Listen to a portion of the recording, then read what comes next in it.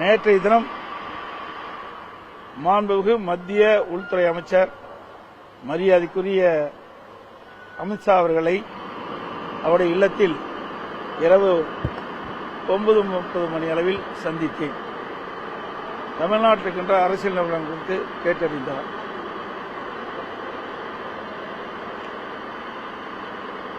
தமிழகத்தை பொறுத்தவரைக்கும் திராவிட முன்னேற்ற கழக அரசு அகற்றப்பட வேண்டும் என்ற அடிப்படையில் அனைத்து இந்திய அண்ணா திராவிட முன்னேற்ற கழகம், தேசிய ஜனநாயக கூட்டணிகள் மற்றும் பாட்டாளி மக்கள் கட்சி இன்னும் பல கட்சிகள் சேர இருக்கின்றன. ஒரு வலுவான கூட்டணி அமைக்கப்படும். எங்களுடைய கூட்டணி வெற்றி கூட்டணியாக அமையும்.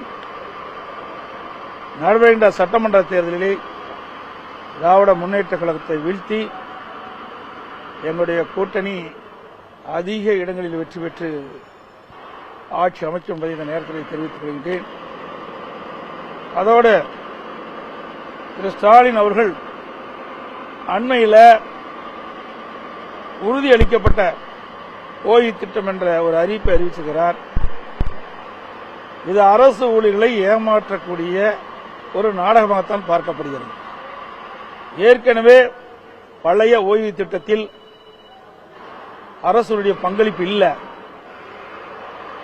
அவர்கள் பழைய ஓய்வு திட்டத்தை நடைமுறைப்படுத்த வேண்டும் என்று கோரிக்கை வைத்தார்கள்.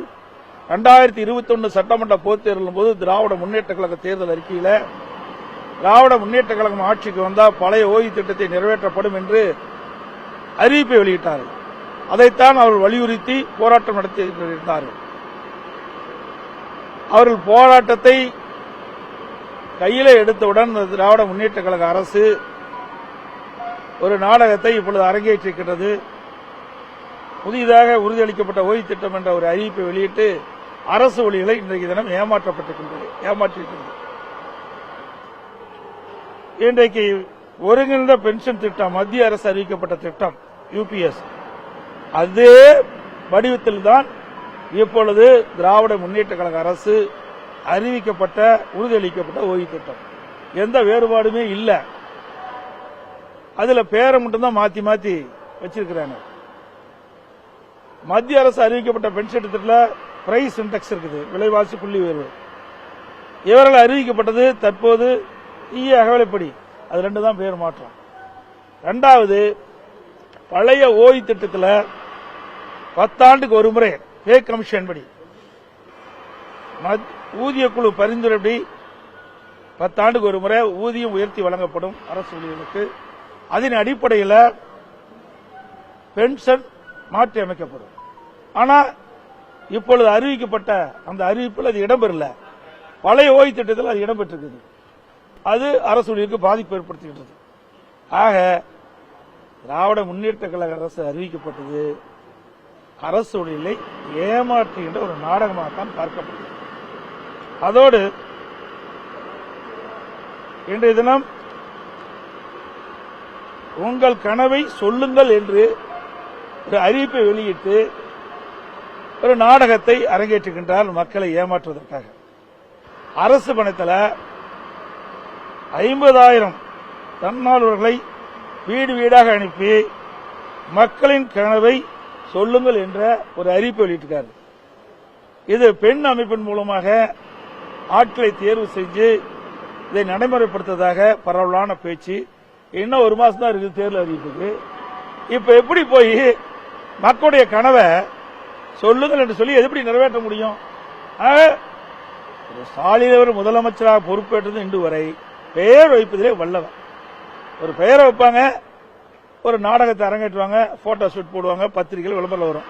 அப்படிப்பட்ட ஒரு ஆட்சி தான் நடந்துட்டு இருக்குது. அதோட நேற்றைய தினம் வரும்போது நான் தொலைக்காட்சியில் பார்த்தேன், தமிழ்நாட்டின் வளர்ச்சி பயணத்தில் ஒருவரையும் பின்தங்க விட மாட்டேன்னு சொல்றாரு. ஏற்கனவே தமிழ்நாட்டில் இந்த ஆட்சி அமைந்த உடனே பெண்ணுக்கு தள்ளப்பட்டு விட்டது. சுமார் இந்த ஆட்சி முடிக்கின்ற பொழுது 5.5 லட்சம் கோடி கடல்ல விட்டுட்டு போக போறார். 73 ஆண்டு காலம் ஆட்சியிலே பல கட்சிகள் புரிந்த போது 2021 வரை 5,18,000 கோடி தமிழ்நாட்டுடைய கடன் இருந்தது. இப்ப திராவிட முன்னேற்ற கழகம் ஆட்சி அமைந்த பிறகு 5 ஆண்டு நிறைவு சென்ற போது சுமார் 5.5 லட்சம் கோடி கடன் இருக்குது. இது இந்த அரசாங்கத்தை இந்த மக்களுக்கு பின்னடைவு தானே ஏற்படும். இந்த ஆட்சி ஏற்பட்ட பிறகு போதை நடமாட்டம் அதிகரித்து விட்டது. எங்க பார்த்தாலும் கொலை, கொள்ளை, திருட்டு, பாலியல் கொடுமை, போக்சோஸ் வழக்கு அதிகமாக பதிவு செய்து சிறுமிகளுக்கு பாதுகாப்பு இல்ல, பெண்களுக்கு பாதுகாப்பு இல்ல. இன்றைக்கு தமிழ்நாடு பின்னோக்கி கொண்டிருக்கிறது இந்த ஆட்சியிலே. நேற்று உள்துறை அமைச்சரை சந்திக்கும் போது அந்த கூட்டணி நிலவரங்கள் பற்றி பேசப்பட்டது. கூட்டணி நிலவரம் பற்றி எல்லாம் பேசல. நான் தான் சொல்லிட்டேன், தமிழ்நாட்டில் நிலவுகின்ற அரசியல் சூழலை பற்றி கேட்டார். ஏன்னா அண்மையில் அங்க வந்து புதுக்கோட்டைக்கு வந்து வந்தார், அந்த யாத்திரா நிறைவு விழாவுக்காக வந்தார். அப்போ நான் அங்கே போக முடியல. ஏன்னா எனக்கு வந்து சேலத்தில் ஒரு மீட்டிங் இருந்தது, கள்ளக்குறிச்சியில் மீட்டிங் இருந்தது. அப்போ சந்திக்கிறதா திட்டம் பண்றது 2 மீட்டிங் இருந்ததுனால நான் போய் அவர் சந்திக்க முடியல. அதனால இங்க சந்திச்சு தமிழ்நாட்டில் இருக்கின்ற அரசியல் சூழலை கேட்டறிந்தார். நேற்றுக்கு பாட்டாளி மக்கள் கட்சியை சேர்ந்த அன்புமணி ராமதாசுடன் அந்த கூட்டணி முடிவடைந்தது, சீட் சேர்க்கையெல்லாம் முடிவடைந்தது. சீட் எவ்வளவு அப்படின்றத பின்னாடி சொல்றேன்னு சொன்னீங்க. வேறையும் கட்சிகள் வந்து இந்த கூட்டணியில வரும் அப்படின்னு நேற்றுக்கு நீங்க பேசுறாங்க. எந்தெந்த கட்சிகளுடன் பேச்சுவார்த்தை? அதை வந்து வெளிப்படையா எதுவும் சொல்ல முடியாது. அதாவது நான் ஏற்கனவே சொன்ன மாதிரி இப்ப பாட்டாளி மக்கள் கட்சி எங்களோட இணைஞ்சிட்டாங்க. அது மாதிரி இன்னும் சில கட்சிகள் எங்களுடைய கூட்டணியில் வந்து சேரும். அப்ப நாங்க தெளிவா சொல்லுவோம். அப்ப எல்லா கட்சிகளும் ஒன்றாக சேர்ந்த பிறகுதான் இந்த சீட்டெல்லாம் முழுமையான விவரத்தை அறிவிக்க முடியும். சசிகலா அவர்கள் வந்து அதிமுகவில் மீண்டும் இணைவது குறித்து நீங்கள் ஏதாவது அப்படிப்பட்ட எண்ணம் நாங்க வந்து இது குறித்து பல முறை ஊடகத்தின் பத்திரிகைகளை தெரிவிச்சுட்டேன். மீண்டும் மீண்டும் அதை கிளற வேண்டாம், அங்கே இடம் கிடையாது. அது சார் ஏன் போங்கல, அதெல்லாம் எங்க படி தனிப்பட்ட விவரம். நான் இல்லைன்னா அதோட விட்டுருங்க. அதிமுக வலிமையா இருக்குது. இப்ப போல ஊடக நம்மளும் பத்திரிகை அது பெல்ட் அப் பண்ணி பெருசா போட்டுட்டு இருக்கிறீங்க.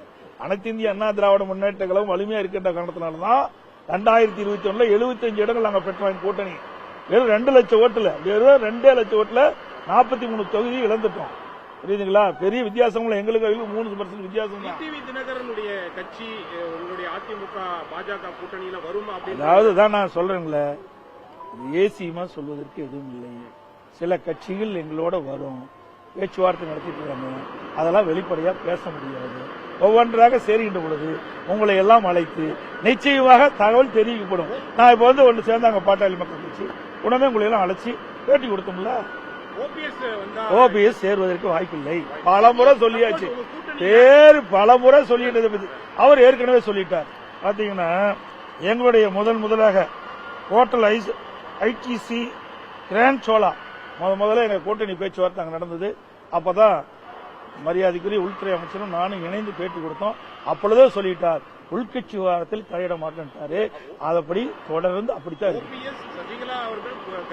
சார். திருப்பி நீங்க கேட்ட பாருங்க, ஒரே வரி, நீங்க அதுக்கு இங்க இடமில்லைன்னு ஏற்கனவே இடமில்லைன்னு சொல்லியாச்சு, தெளிவுபடுத்தியாச்சு. அதை மீண்டும் அரைச்சமாவே அரைக்க வேண்டாம். இதோட 50 வரைக்கும் நான் சொல்லிட்டேன், டெல்லியிலையும் நான் சொல்லிட்டேன். நீங்க உங்களுக்கு விறுவிறுப்பான செய்தி வேணும், பத்திரிகை வேணுங்கிறதுக்காக சார் அதை எப்படி வெளிப்படையா சொல்ல முடியாது சார். நாங்க சேர்ந்த உடனே உங்களுக்கு தகவல் கொடுக்க போறோம். அதுல அரசியல் கட்சி என்பது ரகசியமா தான் அரசியல் கட்சிக்கு அதுக்குன்னு ஒரு அந்தஸ்து உண்டு. புரியுதுங்களா? அது வந்து பேச்சுவார்த்தை நடந்துட்டு இருக்கு. உள்துறை அமைச்சர் தமிழ்நாட்டுக்கு வருவதை பற்றி ஏதாவது பேசப்பட்டதா? எப்ப வர்றாங்க அதெல்லாம் நாங்க அறிவிப்போம். ஏன்னா முத அரசியல் சூழ்நிலை பற்றி பேசியிருக்கிறோம்.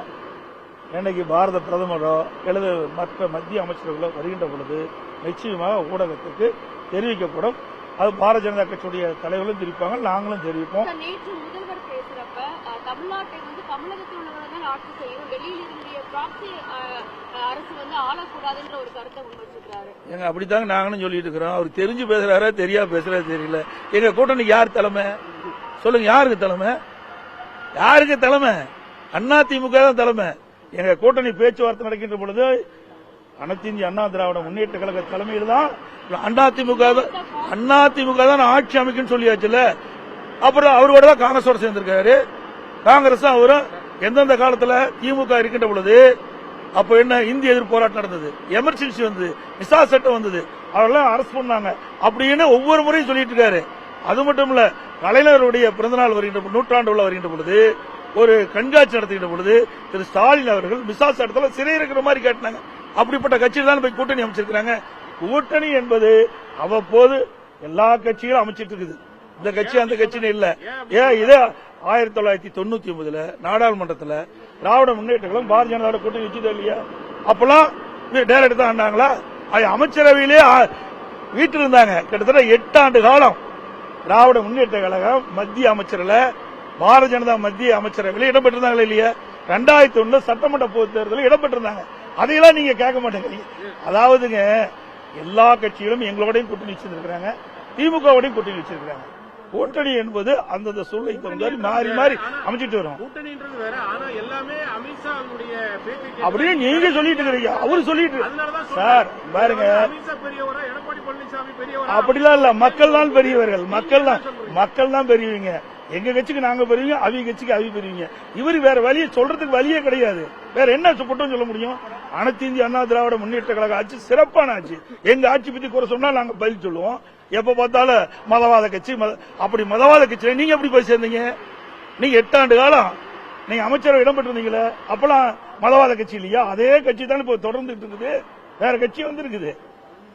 வேற வேற வேற அந்த நிதியில பிரைம் மினிஸ்டர் மாறலாம், அமைச்சர் மாறலாம். ஆனா கட்சி பாரதிய ஜனதா கட்சி தான். அந்த கொள்கை அதே கொள்கை தான். ஆனா வேண்டுமென்றே திட்டமிட்டு வேற எங்களை குறை சொல்வதற்கு எதுவும் இல்லாத காரணத்தினால இப்படிப்பட்ட ஒரு குறையை கண்டுபிடிச்சு ஒரு தவறான செய்தியை, அவதூறான செய்தியை முதலமைச்சர் பரப்பி வராரு. திராவிட முன்னேற்ற கழகம் தோல்வி பெறுவது உறுதி. எந்த காலகட்டத்திலும் வெற்றி பெறாது. அதிமுக பொறுத்த வரைக்கும் கடந்த 4 ஆண்டு காலம் சிறப்பான ஆட்சி கொடுத்தோம். எங்களுடைய ஆட்சியில எந்த தவறு சொல்ல முடியல. முதலமைச்சர் தவறு சொல்ல போகலாம். இப்ப எவ்வளவு ஊழல் நடந்திருக்குது, அவ்வளவு ஊழலையும் மேதக ஆளுநர்கிட்ட சப்மிட் பண்ணோம்.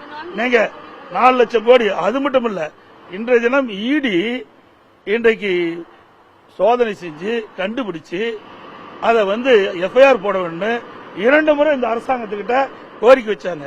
ஆனா அது அந்த கோரிக்கை இந்த அரசு ஏற்கல. இன்றைக்கு நீதிமன்றம் போய் நீதிமன்றம் இன்னைக்கு அதில் விசாரிச்சுக்கிட்டு இருக்குது. இப்படிப்பட்ட அவலங்களை தான் இந்த ஆட்சியில் தொடர்றது. அனைத்து ஊடகங்களுக்கும் பத்திரிகைகளுக்கும் நன்றி, வணக்கம்.